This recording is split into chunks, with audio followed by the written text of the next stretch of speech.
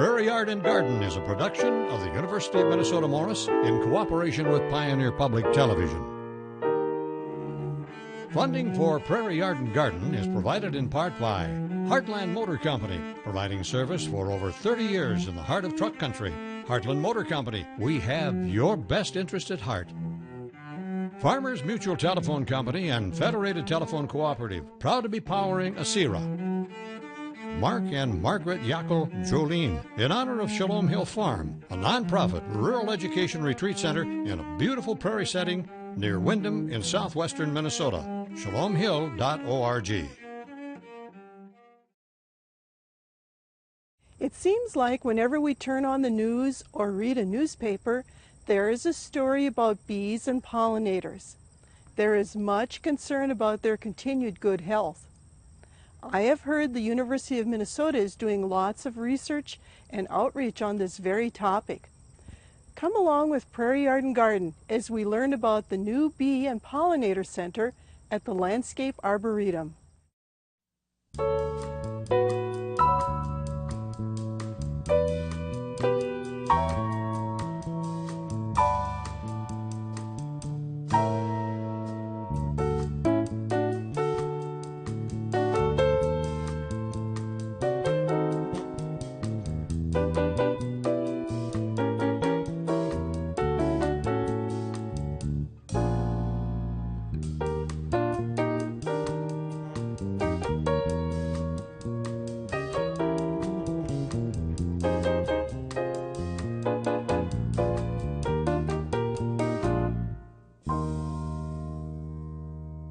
I have several good friends who are master gardeners. Each year they travel to the Twin Cities for educational seminars. This year they were telling me about the beautiful new building at the Minnesota Landscape Arboretum. Well, I just had to find out what the buzz was all about. So today we are visiting with Ping Hanze at the brand new Bee and Pollinator Center. Welcome, Ping. Welcome, Mary. It's so great to have you here. Tell me, how did the Bee Center come about? Yeah, it's been years in the making, but we are so excited to have it here. So you've probably heard about the amazing Bee Lab at the main St. Paul campus in the university, and the work of Dr. Marla Spivak. So they've been doing amazing pioneering research work there for years, but this facility is really an education outreach center to share some of the research and work that they're doing there. You may have seen the name on the side of the building. It's the Taschen Bee and Pollinator Discovery Center. So Alice Taschen was a local teacher actually in Minnesota, and she met Dr. Spivak through taking some classes and learning more about pollinators, and she was really excited about the topic. So her and her son and his wife gave lead gifts for this building. And the Arboretum has had this land, and it's very exciting. The plan is to transform it into a campus that's all about food and how we grow it, and what better building to kind of have as first building open as part of that new food campus. Is this an environmentally friendly building, or has it received some awards? I guess I'd heard that the design is unique. It is, and it's received an award from the American Institute of Architects. It's geothermally heated. It uses natural lighting quite a bit, so when you go inside, you'll be able to see. It's really catches all of that beautiful, natural lighting.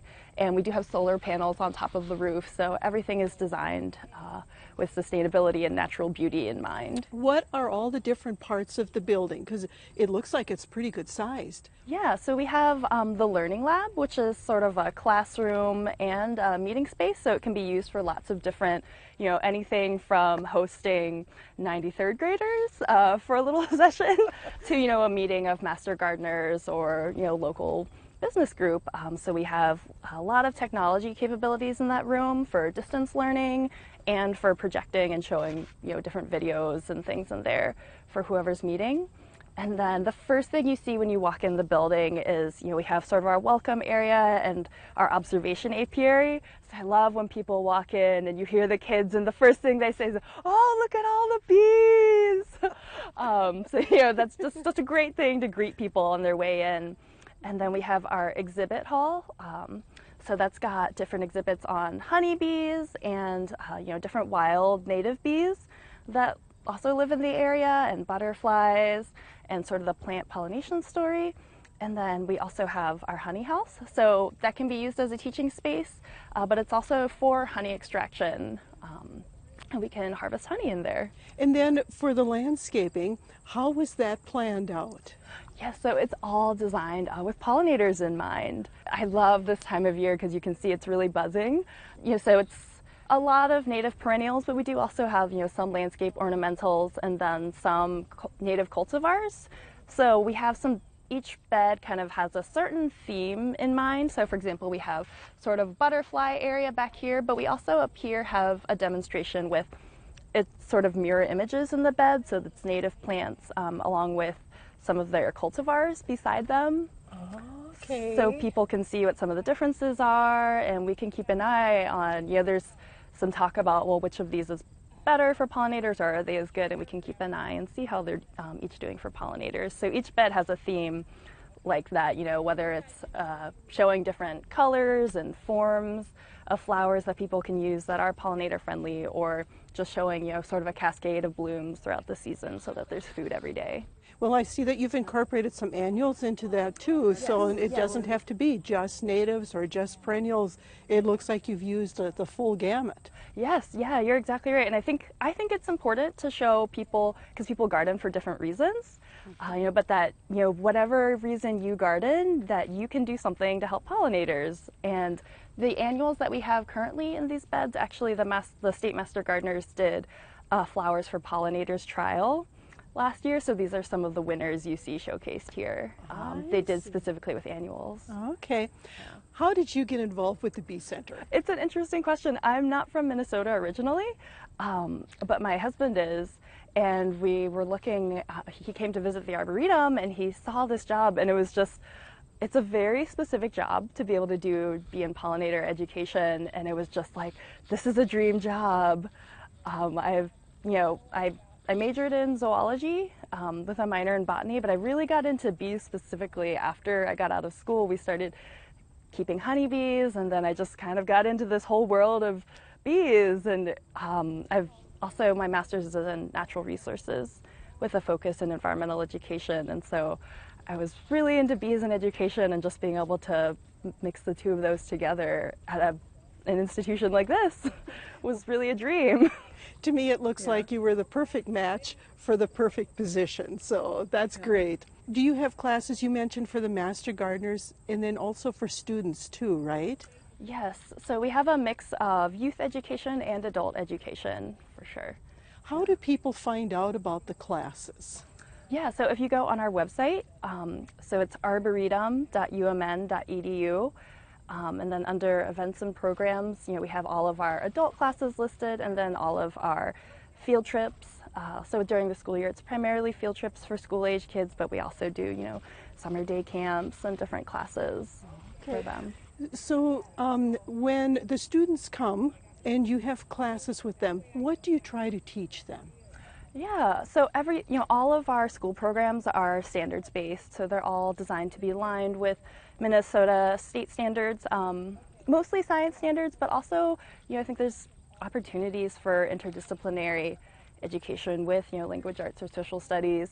But beyond that, I think it's, a big thing that people can learn while they're here is just how intertwined our lives are with pollinators and plants, and how much we depend on them, and how important they are to us. And then I think a wonderful takeaway is just that everyone can do something to help pollinators and help plants. And what I really hope that people take away is just an excitement to learn, and an appreciation for the natural world. So even if they don't have to go out and say, bees are my new favorite topic and I want to learn everything about bees, but just, an appreciation that, wow, there are these beautiful things flying around in the world, and I'm excited to, spend some more time outside maybe, and spend some more time learning about, plants or nature or wherever their interests take them.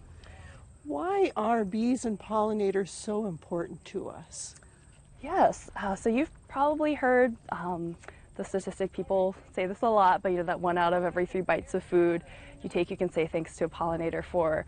Pollinators really help if for nothing else, they help feed us, and we depend on them for our survival. So they help feed us, and they pollinate the plants in the landscape that we enjoy for beauty, but also, those are help supporting the environment and landscape as a whole, and other species in the landscape. But beyond that, they're just these amazing creatures, and I think, just appreciating them for what they are as well, and just, the beauty and interest that they bring us is, also a really important thing. But they feed us, right? So, and who doesn't like food? Right. Yeah. Most of us just think about, when in pollinators, we think about honeybees. But what other kind of pollinators are there? Yeah, so there are over 400 species of bees in Minnesota. And so there are all these different types of bees that are under our noses, including honeybees, of course, but also bumblebees and, bees that live in the ground and bees that live in stems. So there are all these types of bees. There are also, butterflies, of course, hummingbirds, and then beyond that, there's flies and wasps and beetles and all these other animals in your garden that are doing this important work. Do you actually have hives here at the Bee Center? We do. Okay, and who takes care of them? We work with the University of Minnesota Bee Squad. They're this amazing group, so they're part of the Bee Lab at the University of Minnesota, and they have several different programs, around just exploring bees and kind of spreading the word and outreach and education. But one of probably their best known program is their Hive to Bottle program. So they work at sites all over the Twin Cities area, and people might be at somebody's home or at a business, but the home or business, they'll own the hives and the bees, but the Bee Squad will come and manage them for you. So you can make sure that your bees are being managed with best practices, and they'll come work with you to do that, and then they'll also actually harvest the honey and then bring that to you. So it's a wonderful program for people who want to have honeybee hives on their property, but maybe then you can have these experts come in and help you take care of them. Yeah, you might not have the time, or you don't know how to take care of them, and here's somebody that really does. Exactly. Are these college students, or are these employees of the university, or who are these people on the Bee Squad? Yeah, so they're employees of the university, and then I believe they do work with some college students as well, but they're employees. Okay, so, and they come and they help take care of your hives here then too? Yes. Yeah. What happens to the honey that's produced here? Yeah, so we are going into our first harvest year, and we'll be harvesting it here, and we'll be using some in our programming, but also I expect some will be for sale. Okay, all right. Yeah. What do you do with the bees over the winter? They stay right where you see them behind the building. Really? Yes. Do you do any special care or covering so that they don't get too cold, or what do you do? Yeah, so we'll give them, I call, this is not the technical term, but I call them like winter jackets. Okay. So it's just like corrugated plastic or wax cardboard, but it's black. So you'll see that they're painted white right now, and that helps reflect the solar heat in the summer. But then in winter, you want to attract, you want to keep all of that thermal heat. So that black color helps keep that in. We'll put moisture boards on top of them. So that helps wick the moisture out of the hive into the air, just like moisture wicking shirt that you might wear. And that's a big thing because bees do a good job controlling their temperature, or honeybees, but once they're wet, it makes it a lot harder, right? So that'll wick the temperature out, and then you might see that there's some different entrances. So like if the snow is falling, and they might need a little bit of a higher entrance in their hive, but they do a really good job on their own, and in the wild, nobody's giving them a moisture board or so what they'll do is they'll cluster inside the hive and shiver to stay warm, and it can be like mid-90s in the middle of that cluster of bees, and they'll eat honey, of course. So that's the big thing about leaving enough honey on for the winter, is you want to make sure that they have enough food. Ping, how much honey or how much food do you have to leave in the hive over the winter for the bees? How do you know? So in Minnesota, we have harsher winters than some, and I'll be honest, I just moved to Minnesota, so I'm still learning as we go, but the recommendation is 70 to 100 pounds of honey for the winter, for a Minnesota winter. Wow. Do the Bee Squad members ever open the hives and check throughout the winter to make sure there's enough food in there yet? In the winter, you don't want to open them too much. As you can imagine, it lets it lets some cold air in, but you can feed them some during the winter as well, actually. So we can give them a little bit of food. We can just open them quickly, you know, just do some really quick maintenance, especially if it's a nicer weather day. And actually, so the bees, I mentioned that they'll stay in the hive in the winter and cluster, but on a nicer, sunnier, slightly warmer day, you might actually see them come out for what they call cleansing flights, because they won't poop in the hive. Speaking of winter, is the Bee and Pollinator Center used year-round? Yes, definitely. Is the general public invited to come and see the center, or just if you come to have classes? No, of course, everyone is invited. We love our visitors. So the Bee Center is open Monday through Friday, 9 a.m. to 4 p.m. And then on the weekends, it's open noon to 4 p.m. Okay. Ping, you had mentioned that the landscaping was done with very good pollinator-friendly plants. Would you be willing to show us some of those so that if a homeowner wants to plant some too, they might have an idea for which are some of the best ones to do? Of course.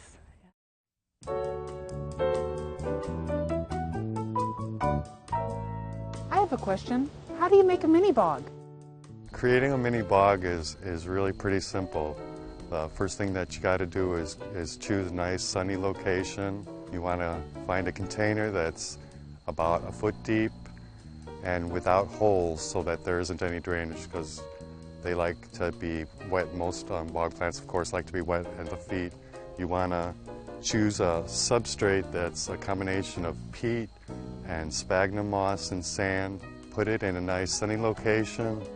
Fill it with distilled or rainwater. Rainwater might be the most handy. A lot of the plants that live in bogs, some of them are carnivorous plants. There's a lot of other plants to choose from, like orchids and that. And that's pretty much it. Fill it up and just enjoy it.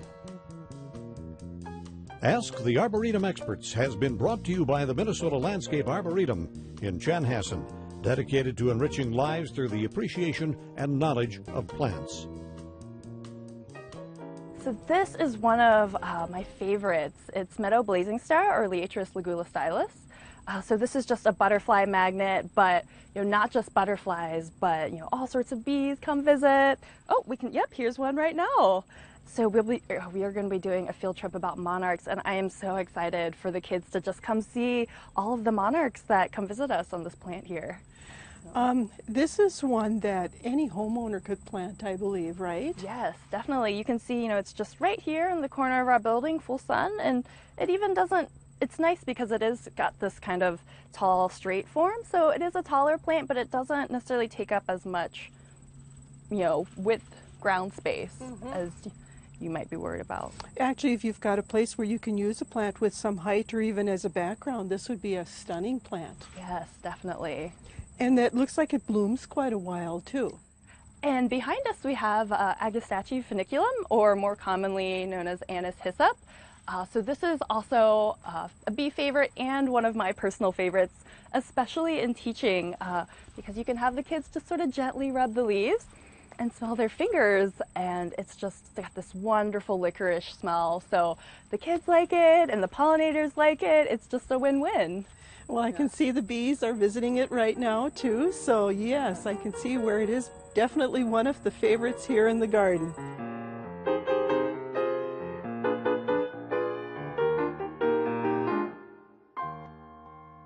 All right, Mary, here is another native perennial of rattlesnake master, or Eryngia mucifolium. And this one, it's a little past its peak bloom, as you can see, but when it was in its peak bloom, it was just a pollinator magnet in our garden, very much a favorite. So I love this one, great pollinator plant, and it's just got that visual interest, right? So it's got this really unique form, and you can see even past its peak bloom, it keeps that visual interest in the garden. So it's a very nice addition. I bet that a lot of our viewers did not know that this is a good pollinator plant, but I agree, wouldn't that be pretty even through the winter to add interest to the winter landscape to have these pods showing? Yes, yeah, totally. Just a very cool plant, and it's, we've been talking about the way our, visitors come. It's just like, what is, they're surprised to see it. It's a very unique looking plant. So this plant might be a little more unusual, but let's go to one of our more tried and true sort of common plants and take a look at that. Okay.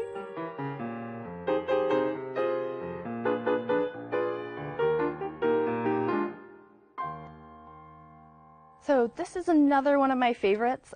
This is butterfly weed, or Asclepias tuberosa. So it is a host plant for monarch caterpillars, and we can actually see a few on here right now. So I'm not just making it up, right? You can see them on here. So it is a type of milkweed, but it's also a favorite of, you can see a variety of bees on here. We've got some honey bees. I saw some green sweat bees earlier, and you can see there's quite a few of them. So again, and it's just a beautiful plant. Those bright orange flowers. So it checks all of those boxes. I think, it's a great pollinator plant, and then again, a great one for us in our garden. So I really love this plant.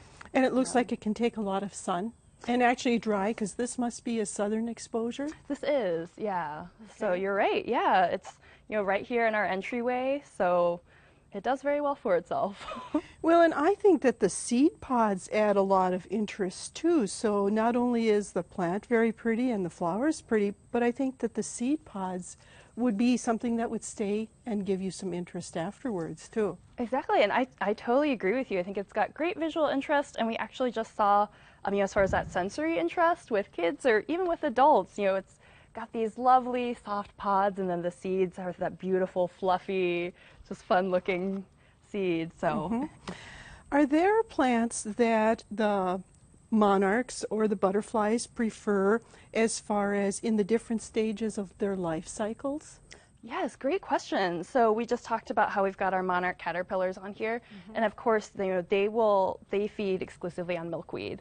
But they will feed on a variety of milkweed. So we have, swamp milkweed, butterfly weed, common milkweed in our garden here, and they'll feed on all of those. We also have we have like a little butterfly nursery area, we call it. So it's got some different host plants for different caterpillars, like black swallowtail caterpillars will feed on things in the carrot family. So that includes our golden Alexanders had quite a few of them earlier this year. But then once, the adult butterflies will feed on a wider variety of things for the nectar. So we saw our monarch butterflies on the Liatris, the meadow blazing star over there, and they'll also visit the zinnias and the echinacea and all of these really great nectar flowers. So it's kind of nice to plant a variety of plants to help feed them throughout the season. Exactly. Okay. Yeah. Do you ever collect the eggs or the larvae of the monarch butterflies? We do, yes. So we have a monarch field trip that will, it's a great teaching tool, always the real thing for kids to be able to see, and adults, to be able to see how they grow up and what they do. So we'll collect them from the garden and raise them inside, and then we actually will tag them as well. So we're kind of in that migratory time period right now where they'll be leaving Minnesota to fly south for the winter. So we can tag them so that scientists can look for those tagged butterflies later and see where they're going. Well, I have heard that there's groups like you or people that will do that they will collect either the larvae or the eggs, because then they have a better chance of survival. Is that what you find too? There's different things that can happen, so there's, when you raise them inside, if you want to keep them in, there's different ways that you can manage them to help, avoid diseases, and then you don't have some of the same sort of predatory problems inside. Sure, because I'm sure outside there might be the birds or other insects that can hurt the little babies. Okay. Ping, you had mentioned that that there are some annuals that also are wonderful for the pollinators. And I was thinking, that some people don't have space in their gardens for perennials or just don't have a way to take care of them. Could you show us some of the annuals that are great to plant too? Yes, of course.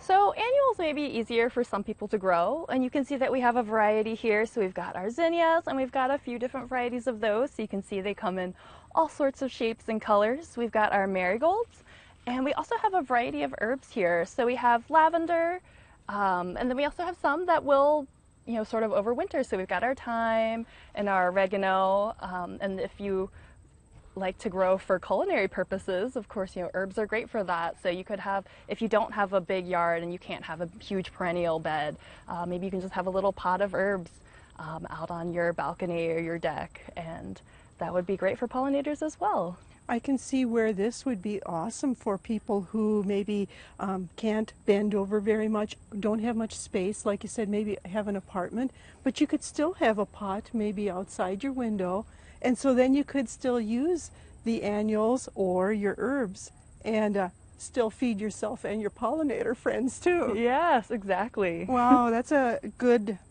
point. This has been really interesting, and it's been great to see this beautiful Bee and Pollinator Center. What do you foresee as the future for the development, and what's going to happen here in the future? Yeah, great question. The Arboretum has big plans. So, our Bee and Pollinator Center, we have new programs coming even just, in the coming season in this building. But for this whole campus at the Arboretum, we have plans to develop it into a campus that's going to be all about food and how we grow it. Ah, well, that fits right into the whole pollinator studying and the interest and the care. Yes, exactly. And so we can have programs that tell that whole story, from the beginning, from pollination to, the growing, how the fruit and the seeds develop. And we have this wonderful Red Barn resource right here, which is over 100 years old. So we've got that historic element of, this is how people used to grow food, and this is how we grow food now. This is how you can grow food, where you live. And here's what you can do with the food. So we'll be able to tell that whole food story. It's very exciting. And encourage the local foods movement too, that we can produce it right here in the upper Midwest and enjoy our own fresh fruits and vegetables, helped by our pollinator friends. Exactly. Thank you so much for letting us come and see the center and learning about what all that you do here. And it's just been very, very interesting. Thank you so much for coming to visit. It's been a real pleasure to have you here, and I hope that some of your viewers are able to come out and see it for themselves sometime.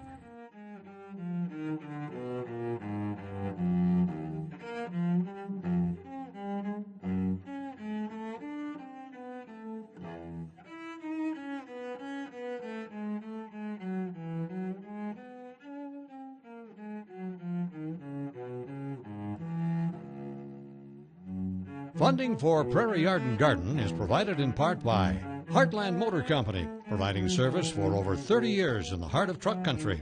Heartland Motor Company, we have your best interest at heart. Farmers Mutual Telephone Company and Federated Telephone Cooperative, proud to be powering ASERA. Mark and Margaret Yackel Jolene, in honor of Shalom Hill Farm, a nonprofit rural education retreat center in a beautiful prairie setting near Windham in southwestern Minnesota. ShalomHill.org.